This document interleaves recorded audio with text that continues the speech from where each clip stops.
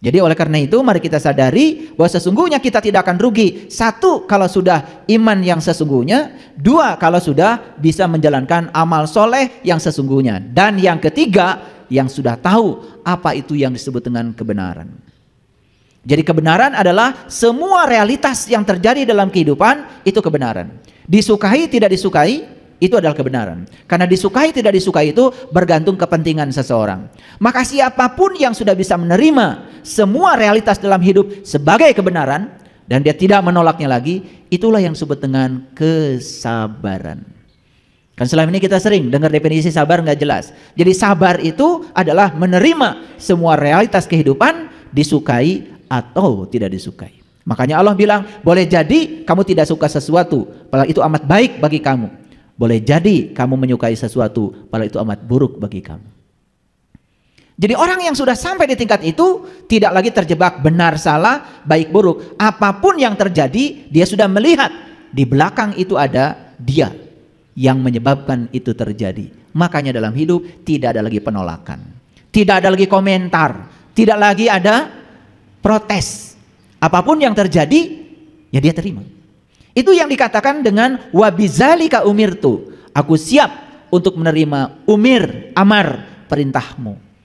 Makanya orang yang sudah sampai di kesadaran ini, dia melihat apapun yang terjadi itu adalah amarnya Allah, perintahnya Allah. Dan semua perintahnya Allah, walaupun tidak disukai saat ini oleh kita, pasti di belakangnya ada cinta kasih, ada kasih sayang Allah. Cuman kita belum mengerti karena kita masih buta untuk melihat itu.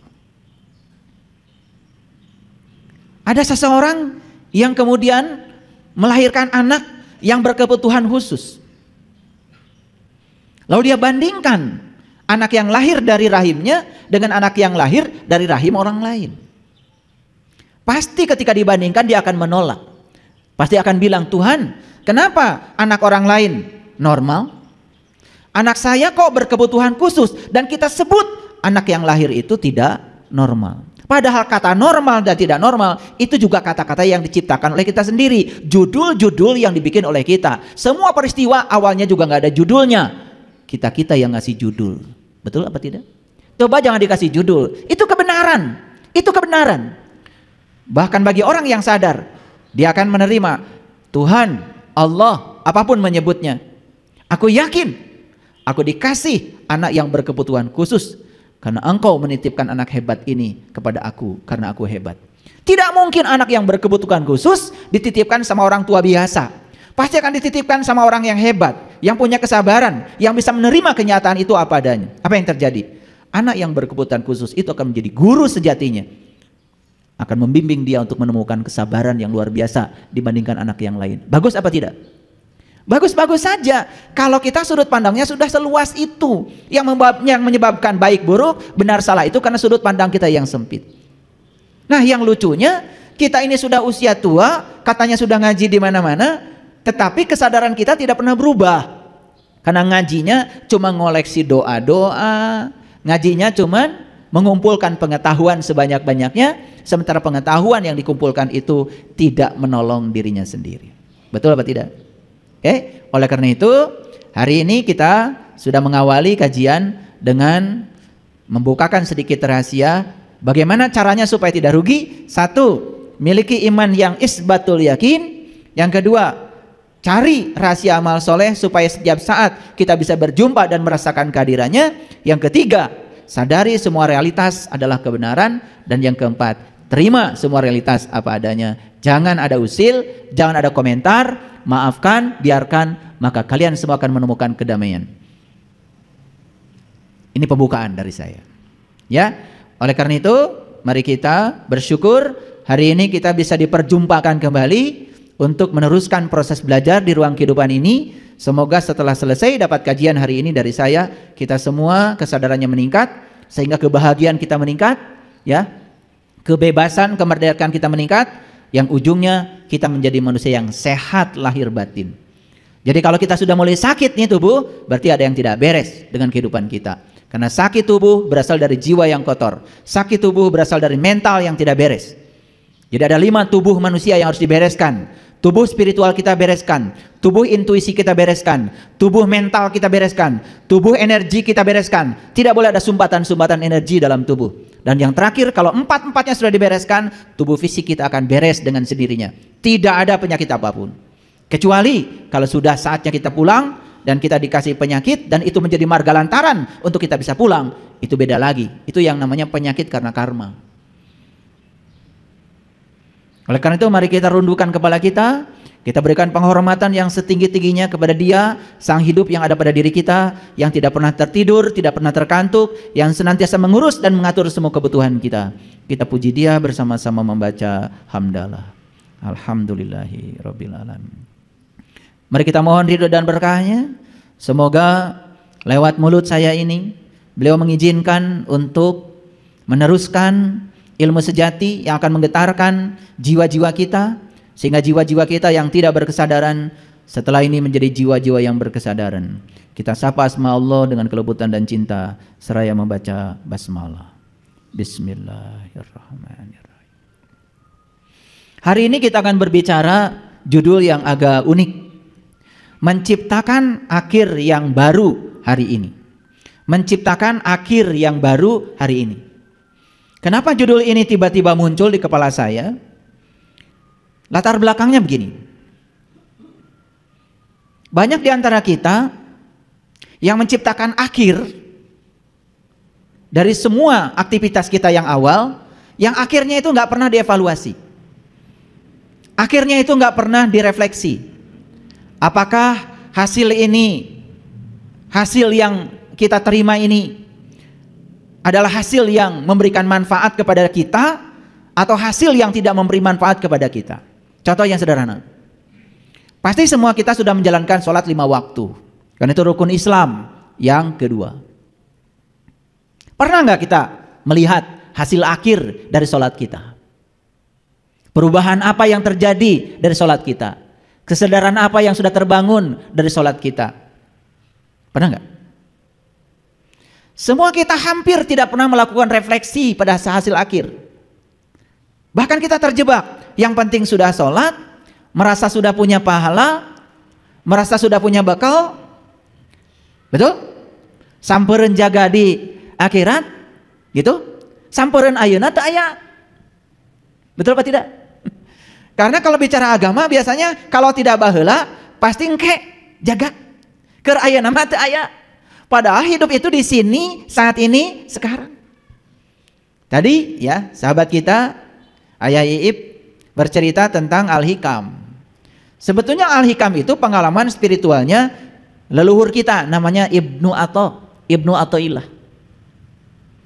Sebetulnya kalau kita baca Al-Hikam itu mudah sekali kalau kita sudah mengalami pengalamannya beliau. Menjadi susah dan kemudian ditafsir, dicari logikanya. Karena kita membaca sesuatu yang pengalaman kita belum sama dengan pengalaman beliau. Itulah kesalahan kita belajar. Akibatnya kita jadi mempersepsi apa yang ditulis menjadi salah persepsi. Karena apa? Pesan yang disampaikan beliau tidak sampai pada kita. Karena kita belum mengalami pengalamannya beliau. Makanya belajar harus dibalik. Ngalamin dulu pengalamannya, pasti kita akan mengerti. Misalkan Ibnu Atha mengatakan, kamu tidak usah tanya Allah untuk tahu sholatmu diterima atau tidak. Kamu juga tidak usah tanya Allah, tanya malaikatnya Allah untuk tahu sholatmu diterima atau tidak. Cukup kamu tanya diri kamu sendiri, setelah sholat perubahan apa yang terjadi pada dirimu. Pernah nggak nanya gitu? Di situ kita akan tahu sholat kita diterima atau tidak tanpa bertanya kepada orang lain, tapi bertanya pada diri kita sendiri.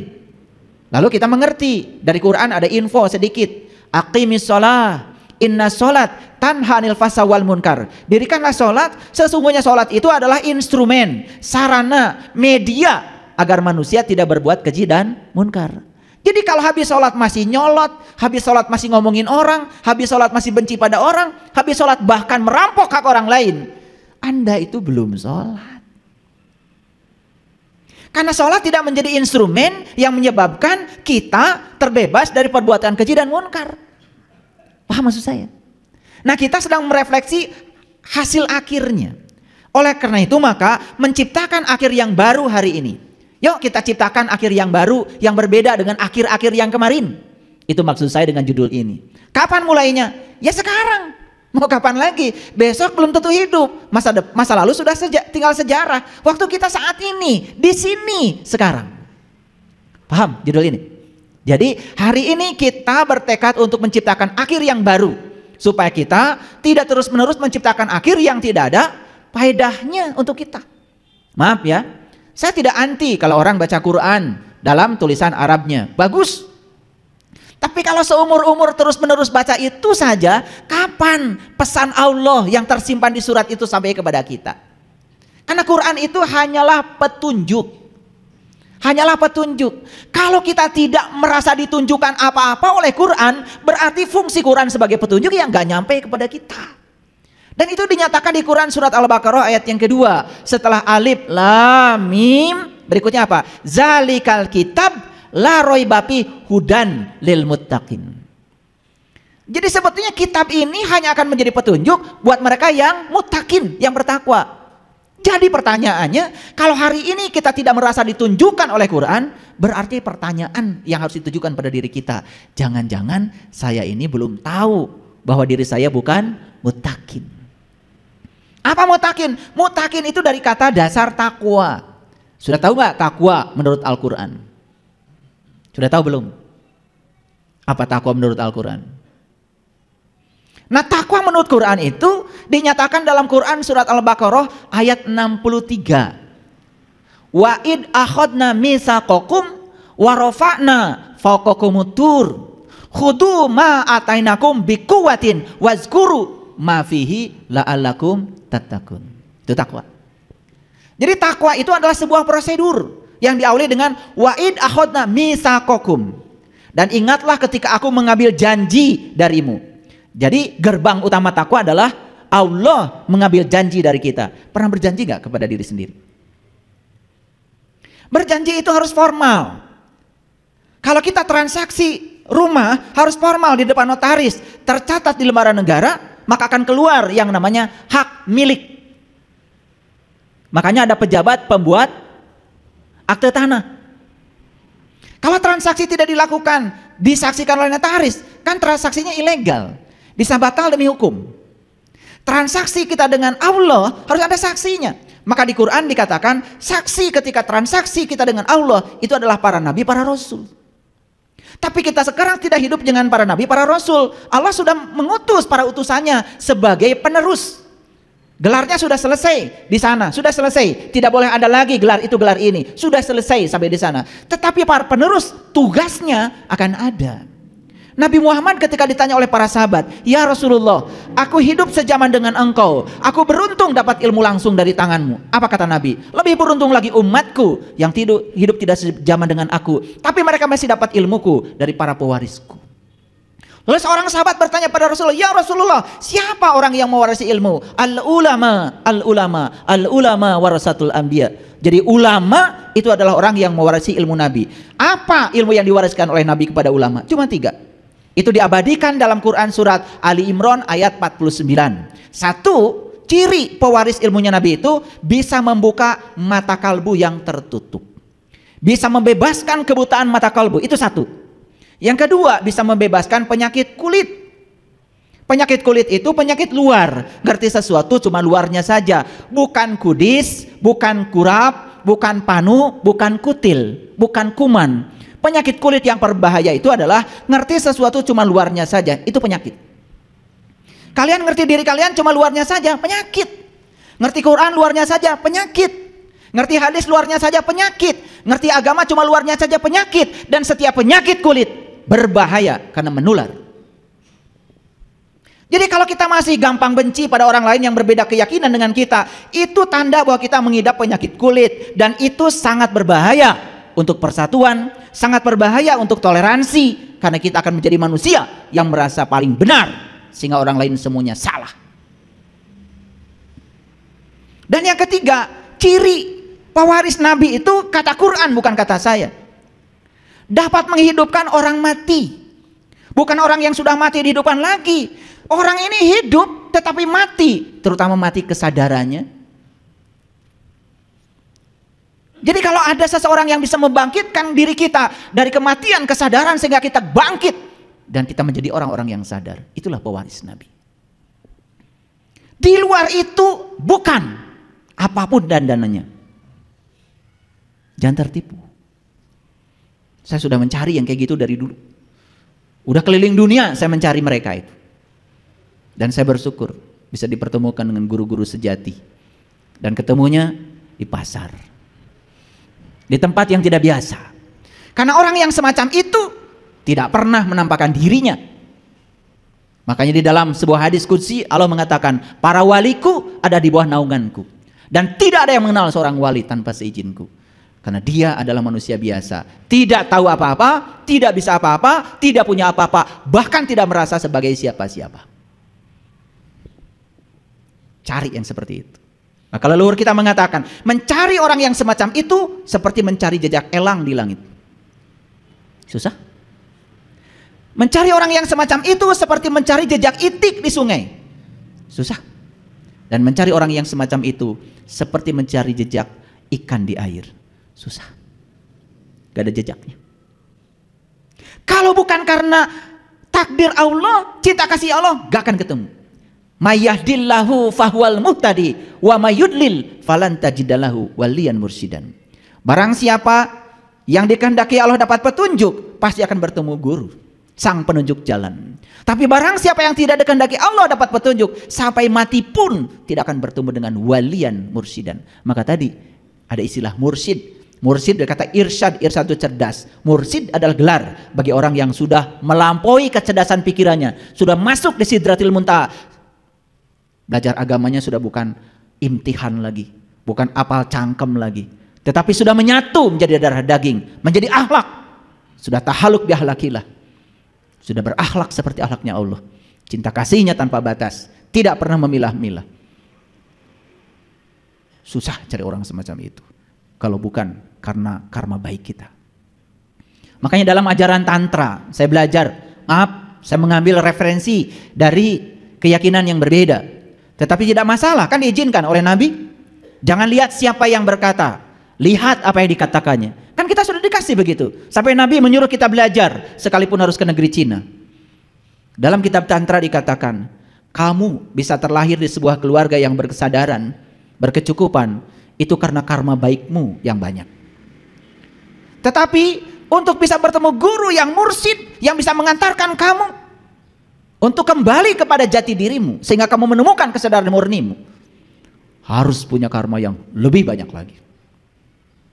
Karma baiknya. Apalagi untuk bertemu dengan Allah, karena sudah diantarkan oleh sang mursyid kepadanya, perlu tabungan kebaikan lebih banyak lagi. Coba.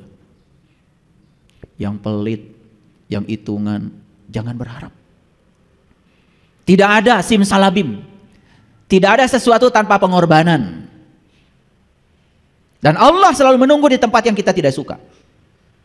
Coba, begitu ada yang kita tidak suka dalam hidup, pasti kita tolak, bukan? Pasti marah, bukan? Betul? Padahal dia menunggu di tempat yang kamu tidak suka. Kalau kamu bisa menerimanya, kamu akan jumpa dengan dia. Sederhana kok. Kenapa kita nggak jumpa-jumpa sama dia? Karena kita cuma menerima dalam hidup apa yang kita suka. Yang kita tidak suka kita tolak habis-habisan. Betul apa tidak? Ya udah, sisanya kayak gini. Gak jelas. Mengambang antara langit dan bumi. Berpijak di bumi tidak. Melayang di langit tidak. Menggantung antara langit dan bumi. Itu yang disebut dengan gandul. Makanya gandul, kates, oleh Sunan Kalijogo itu dijadikan sayur kuning. Temannya kupat. Kupat luarnya daun kelapa muda, warnanya kuning keemasan, disebutnya janur. Janur itu bisa dari bahasa Arab ja'a nuron, telah datang cahaya. Bisa juga dari bahasa Sanskerta, sejatinya nur. Makanya kupat itu luarnya janur, dalamnya nasi. Nasi itu asalnya beras. Beras ketika sudah digodok jadi lembut, itu disebut nas. Gitu.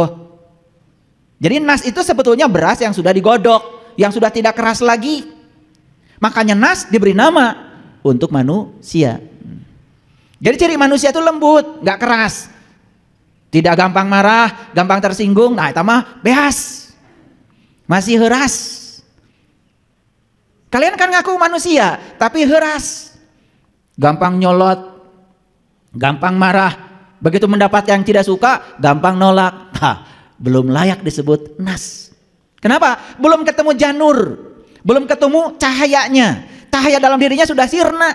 Makanya supaya ketemu cahayanya, kupat itu oleh Sunan Kalijogo dimakan dengan sayur kates dibumbu kuning. Nah, sayur katesnya juga dipotong-potong tuh gandulnya, kemudian diapakan? Direbus sampai lunak. Gitu, supaya tidak gandul antara langit dan bumi. Kan selama ini gandul, nggak jelas. Betul apa tidak? Makanya itu dijadikan makanan istimewa pada saat Idul Fitri. Idul Fitri artinya apa? Kembali kepada sejatinya diri.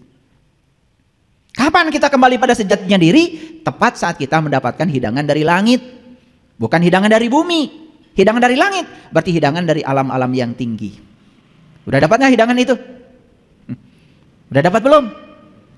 Nah, orang yang sudah dapat hidangan dari langit memasuki kriteria orang yang bertakwa. Sesuai dengan Quran surat Al-Baqarah tadi, wa'id akhadna mitsaqakum wa rafa'na faqakumtur. Dan ingatlah ketika kamu mengambil janji dariku, aku angkat kesadaranmu. Wa rafa'na faqakumtur. Diangkat kesadarannya. Yang tadinya nggak sadar jadi sadar, mengalami kiamat dalam dirinya, hari kebangkitan kesadaran. Setelah diangkat kesadarannya, khudu ma atainakum biquwatin. Lalu Allah bertajalli di puncak kesadarannya. Ketika sudah bertajalli di puncak kesadarannya, wazkuru ma fihi, ingat yang Allah sudah tunjukkan, la'allakum tatakun, baru kamu disebut orang yang bertakwa. Kira-kira kalau takwa seperti ini menurut Quran sudah kita capai belum? Sudah belum? Karena kita tuh terbiasa ngomong tetapi nggak jelas. Saya tuh heran ya, banyak orang kalau ditanya pedoman hidupmu apa? Quran, sunnah, Quran, sunnah. Begitu saya tunjukkan dari Quran yang sebenarnya menolak, bahkan menyerang. Ini Quran loh. Takwa itu ada 4. 1 mengambil janji, yang kedua diangkat kesadarannya, warofa'na faqakumtur, yang ketiga ditunjukkan di kesadarannya. Allah menunjukkan diri. Setelah Allah menunjukkan diri kesadarannya, wazkuru mapi, baru bisa ingat. Kan tidak mungkin kita bisa mengingat sesuatu yang kita tidak tahu. Betul apa tidak? Nah, kalau sudah bisa mengingat Allah, baru yang sebut dengan la'allakum tatakun. Jadi puncaknya takwa itu ingat kepada Allah. Dan hanya orang yang sudah tahu dan kenal kepada Allah yang bisa mengingat Allah. Jangan ngaku-ngaku lah. Kalau udah pakai baju takwa, langsung aja mutakin. Baju takwa gampang. 50.000 udah bisa dapat di pasar baru. Betul apa tidak? Kalau itu baju itu yang disebut takwa, murah banget. Padahal takwa itu adalah baju yang sangat istimewa. Fatazawwadu fa inna khairuz zadi taqwa. Berbekalah kamu, dan sebaik-baiknya bekal adalah takwa. Kalau takwa adalah dimensi itu jadi bekal. Kemanapun kita pergi, nggak akan celaka kalau kita selalu ingat kepada Allah. Maaf, ingat itu nggak ada suaranya. Mengingat itu bukan menyebut. Mengingat itu bukan di sini, bukan di sini. Nggak tahu di mana, tetapi di bagian yang terdalam dari diri kita. Clear sampai sini? Nah, Quran itu hanya akan menjadi petunjuk bagi orang yang bertakwa. Sedangkan takwanya pun belum dicapai. Makanya tidak heran kalau Quran selama ini hanya sebatas bacaan dan pengetahuan. Gitu. Gitu apa tidak? Iya. Makanya Quran sampai ini masih perawan. Hanya disentuh-sentuh bagian luarnya, cara membacanya, tajwidnya, idghamnya, ikhfanya, itu saja tiap hari dibesar-besarkan. Bukan tidak boleh, bagus, itu juga nggak boleh salah. Tapi masa gitu-gitu aja. Makanya hari ini kita bertekad menciptakan akhir yang baru, supaya kita mendapatkan akhir yang baru. Karena akhir itu berawal dari awal. Kalau awalnya baru, akhirnya akan baru. Paham? Oke. Baik. Kita masuk, mulai. Tidak ada yang bisa kembali ke masa lalu. Setuju? Saya tanya dulu. Betul nggak kalimat ini? Tidak ada yang bisa kembali ke masa lalu. Setuju? Oke, kalau setuju, berarti tidak ada yang bisa kembali dan memulai awal yang baru. Kita lahir tahun berapa? Kita tidak bisa mengawali lagi dari tahun itu, betul?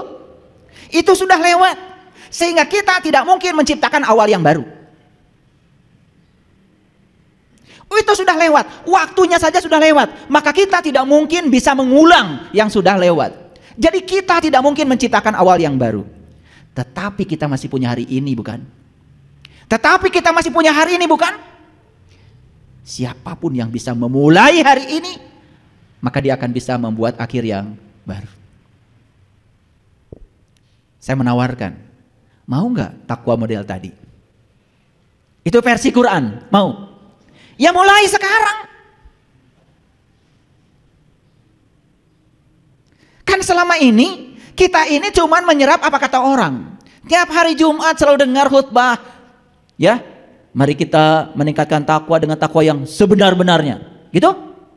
Habis gitu tetap aja nggak ada yang berubah. Betul nggak? Nggak ada yang berubah. Kita yang hari ini masih kita yang kemarin. Bahkan bisa jadi kita yang hari ini lebih buruk dari kita yang kemarin. Subhanallah. Apa tidak tertarik menciptakan akhir yang baru? Akhir yang berbeda dengan akhir yang selama ini kita dapat. Apa tidak tertarik untuk itu?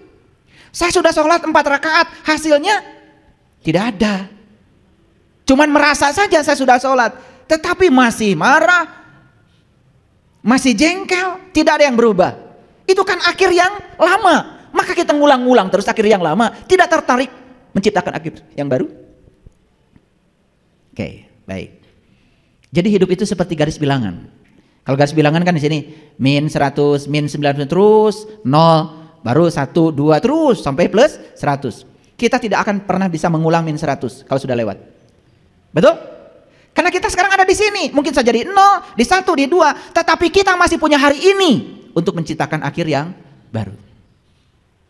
Oke. Yuk kita lihat sekarang. Hari ini adalah kelanjutan dari hari kemarin, setuju? Setuju apa tidak? Kalau setuju, kalau gitu saya nanya lagi. Syukur kalau setuju. Jadi hari ini kelanjutan hari kemarin, bukan? Oke. Bisa nggak kita hidup hari ini kalau nggak ada hari kemarin? Oke. Bisa nggak kita menjadi kita yang hari ini kalau tidak ada peristiwa hari kemarin? Bisa? Bisa apa tidak? Tidak. Jadi sebetulnya kita menjadi diri yang hari ini, kita hidup hari ini, jangan lupa loh, kan diantarkan oleh masa lalu. Ada nggak masa lalu yang menyakitkan? Ada. Berjasa nggak mengantarkan kita ke hari ini? Ada nggak masa lalu yang menggembirakan? Berjasa nggak mengantarkan kita hari ini? Jadi baik yang menyakitkan maupun yang menyenangkan, kan dua-duanya juga berjasa. Telah berjasa mengantarkan kita menjadi kita yang hari ini. Setuju apa tidak? Kalau gitu ada nggak di masa lalu yang buruk? Ada nggak yang buruk? Gak ada. Yang buruk itu sudut pandang kita. Karena baik dan buruk itu adalah otak kita, diri palsu kita. Kan tadi kita sudah belajar, semua yang sudah terjadi adalah kebenaran. Nerima gak sekarang masa lalu? Nerima apa tidak? Ya sudah, terima.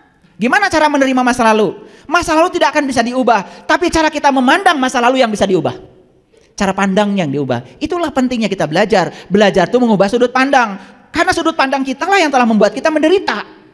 Itu yang membuat kalian sakit. Kanker, tumor, darah tinggi, diabetes, semua karena kita belum selesai dengan masa lalu kita. Padahal hari ini diantarkan oleh hari kemarin. Clear dulu sampai sini. Agak kencang saya bicara supaya ngerti. Besok adalah kelanjutan dari hari ini, setuju? Perlu nggak kita menciptakan besok? Gak perlu. Gak perlu karena besok belum tentu hidup. Besok itu masih misteri. Yang waktu punya kita sebenarnya adalah di sini saat ini sekarang. Lalu kita ini selama ini santai-santai, hari ini, hari isuk hayang halus. Padahal yang menciptakan besok kan hari ini. Yang mengantarkan besok hari ini. Pertanyaan saya, hari ini apa yang kita lakukan? Jujur ya. Kalau saya hari ini ajak kalian semua tuh, yuk kita bagikan duit kita yang di dompet itu pada orang-orang yang susah. Siap apa tidak? Tuh, siapnya cuma sedikit. Itu yang siapnya, siap. Harusnya siap tuh, siap gitu. Karena kita belum yakin. Katanya waktu kita di sini hari ini sekarang. Dan yang kita bagikan hari ini oleh kita itu milik kita. Yang disimpan di bank, yang berupa rumah, yang berupa deposito, semua itu misteri. Belum tentu kita nikmati. Bisa jadi kita tinggalkan sia-sia. Bisa jadi bara bagi anak cucu kita.